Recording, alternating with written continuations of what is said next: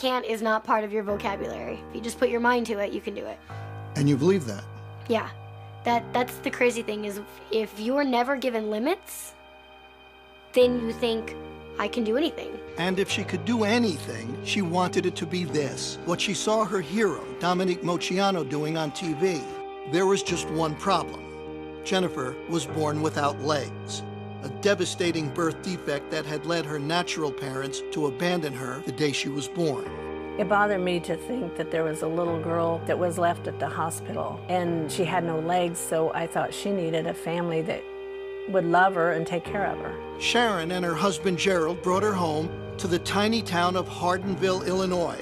Population 50, they say, if you count the dogs and cats. They decided to raise her like they raised their 3 healthy sons, with no limitations and just one simple rule. Never say the word Can't. You said, I want to be a tumbler.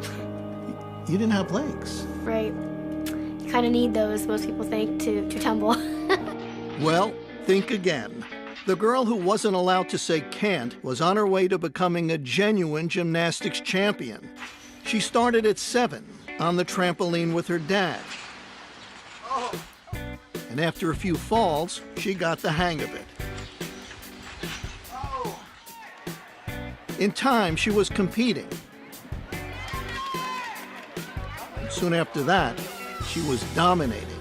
And by high school, Jennifer Bricker, are you ready for this, was the tumbling champion of the state of Illinois.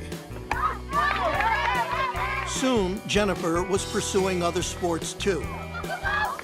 Even one you'd figure she had absolutely no chance to play well, until it turned out she could steal the ball, even grab a few rebounds. And she could make baskets, too. She didn't consider herself handicapped. She was talking to some friends one time, and one of them said something about her being handicapped. She said, well, I'm not handicapped. And they said, well, you have to use a wheelchair. She said, just to keep me getting dirty. One day at age 16, out of curiosity, Jennifer asked her mother a question. Hey, is there anything that you, know about my adoption or biological family that you didn't tell me? I said, okay, but you gotta sit down. And she said, Mom, I'm always sitting. And she said, maybe you should sit down. I said, okay, let me sit down. And she said, well, what's the big deal? Just tell me what my last name is. And I said, well, that's the big deal. And she said, what do you mean? I said, your last name would have been Moceanu. I knew what that meant. I knew that Dominique Moceanu was my biological sister. When she finally tracked Dominique down, Jennifer wrote her a letter. Inside the envelope were adoption papers, a photograph, and a stunning piece of news. My biological last name is Moceanu. That line, I was just like, I can't believe this is happening. Everything was there. The evidence was there. Jennifer looked like the spitting image of my youngest sister, Christina. What a moment for anyone to even speak to their childhood idol, but for their childhood idol to be their sister. That's something. She told me she was an athlete in the letter. In fact, I was her inspiration to start tumbling and doing gymnastics. And then on the phone call, she goes, oh, by the way, I have no legs. I mean, she's like, wait a minute, didn't you just tell me that you're an acrobat and you did all these sports and I could just hear the wheels turning, you know? And I said, who is this girl? Oh my God, how did she have this attitude to persevere in life and overcome every obstacle? And she's my sister. Jennifer has moved out to Hollywood. Where else if you want to be a star?